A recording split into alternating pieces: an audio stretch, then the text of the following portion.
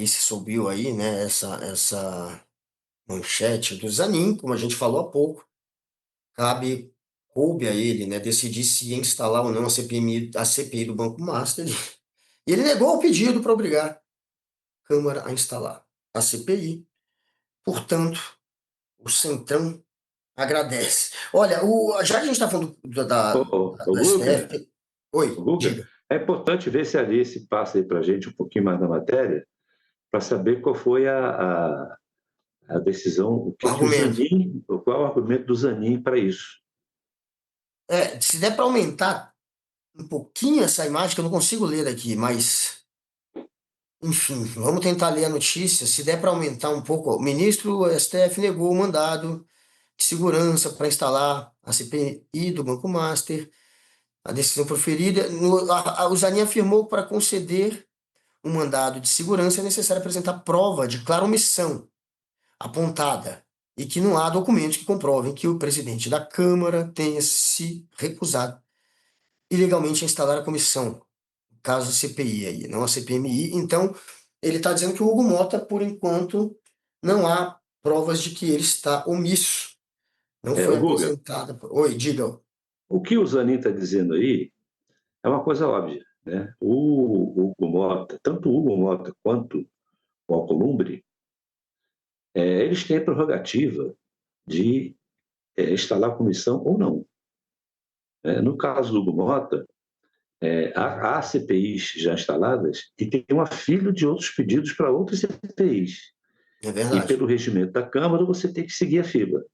Seria preciso, portanto, que uma decisão excepcional do presidente da Câmara, excepcional, porque precisaria furar a fila para que uma CPI furasse a fila. Não é? Claro. Então, quando o Zanin diz que não há comprovação de nenhuma atitude ilegal do Hugo Mota para não instalar a CPMI, ele está dizendo isso, olha, ele está dentro do regimento e dentro das prerrogativas dele. O mesmo vale para o Davi Alcolumbre, no caso de uma pressão que está havendo lá pela prorrogação da CPMI e da INSS, que não consegue produzir resultado, também porque não é interesse de nenhum deles, ali é uma espécie um funcionamento pactuado, né, de oposição ao governo, cuja o único ponto fora da curva foi a quebra de sigilo do Lulinha, no cochilo da base governista, mas também uma coisa para a plateia assistir, porque já estava quebrado o sigilo. Né? Então, prorrogar a CPMI do INSS, por exemplo, que estão fazendo essa pressão sobre o Alcolumbre, tem o único intuito de prorrogar o palco, o palanque Claro. da campanha eleitoral. Não tem, porque eles há 2 semanas não conseguem nenhum depoimento, nenhuma oitiva, nenhuma convocação de peso para a CPMI. Agora, toda vez que tem uma frustração, eles tentam chamar de novo o ministro da Previdência. Eu digo de novo, porque o ministro da Previdência já esteve lá, quando foi empossado, o homem Queiroz, e ficou lá quase 12 horas, numa comissão do Senado, ou da Câmara, não sei, sob intensa pressão e se saiu muito bem. Então, chamá-lo agora é porque eles não estão conseguindo chamar outras pessoas. Né? E aí fica, hoje mesmo teve sessão, nenhum requerimento foi aprovado. Né? Aí tem uma oitiva marcada lá para quarta-feira, aí marcam a oitiva da Leila, presidente do Palmeiras, por causa do Banco Crefisa. Aí a Leila não vai, porque houve uma decisão judicial que permite que ela não vá. Aí faz aquele barulho, aquele escândalo, mas letra morta. Então, é só palanque eleitoral mesmo, entendeu? Essa decisão do Zanin, embora não tenha essa abordagem dele, mas ela ajuda a conter esse tipo de comportamento muito fisiológico, estritamente voltado não para buscar resultados, mas para a campanha eleitoral. E essa intromissão o tempo inteiro da política, da justiça na política, está sendo necessária, até porque ela está sendo questionada e os políticos pouco se mexem ou cometem, às vezes, é, o que passam por cima da Constituição, né? Cometem falhas institucionais, digamos assim. Mas a imagem que está queimada é a imagem do STF, né? Estão queimando a imagem do STF. De fato, o STF virou inimigo desses golpistas e o pessoal tá batendo. Tem uma pesquisa aí, não é isso, Alice? Se quiser jogar, a gente aproveita e fala dessa pesquisa Quest sobre a imagem do STF, e aí 72% dizem que o STF tem poder demais. Você vê que mais de 70% da população descontente, portanto, com essa intromissão do STF na política, mas que se faz necessário. Acham que está dando poder demais, tem poder demais para 72%. Tem outros números aqui. A percepção de que o STF é aliado do governo Lula. 84% dos bolsonaristas acham que o STF é aliado ao Lula. 84% dos eleitores de direita não bolsonaristas também. Então a direita toda acha que o STF está com o Lula. 84% é muita gente. E aí, quando o STF se queima, perde, a mancha a imagem do STF, acaba que, de certa maneira, contamina um pouco a imagem do Lula, exatamente porque acha que um está jogando com o outro. A gente pode ver aqui nessa pesquisa. 84%. Mas, enfim, a gente tem algum outro dado aí? Se quiser, joga aí na tela, Alice. 73 por qual, quando o tema é o papel do tribunal na democracia. 73% dos lulistas e 79% da esquerda não lulista. Então tem mais esquerda do que lulista, até não lulista, afirma que o STF foi importante para manter a democracia. 53% dos independentes concordam também. Ou seja, mais da metade do país acha realmente. Então, os independentes. E 67% dos bolsonaristas e da direita não bolsonarista, 67% discordam que o tribunal tem protegido a democracia. É isso, né? Quem é da turma É, que é, jogou pelo golpe não é a favor do STF, é isso que está mostrando. o problema, Guga, é que o judiciário não deve, né, não deveria trabalhar com base no desejo popular, né? Porque o desejo popular ele se divide. Cada processo é um processo e cada decisão é uma decisão. Nem todo mundo vai concordar. Mas por isso mesmo que a justiça não pode se pautar pelas redes sociais, como não pode se pautar pelas pesquisas. Ela tem que seguir seu curso, né? Agora, essa sensação de que o STF, o governo se serve do STF, o STF é governista, ela tem uma origem, que é a tentativa do golpe.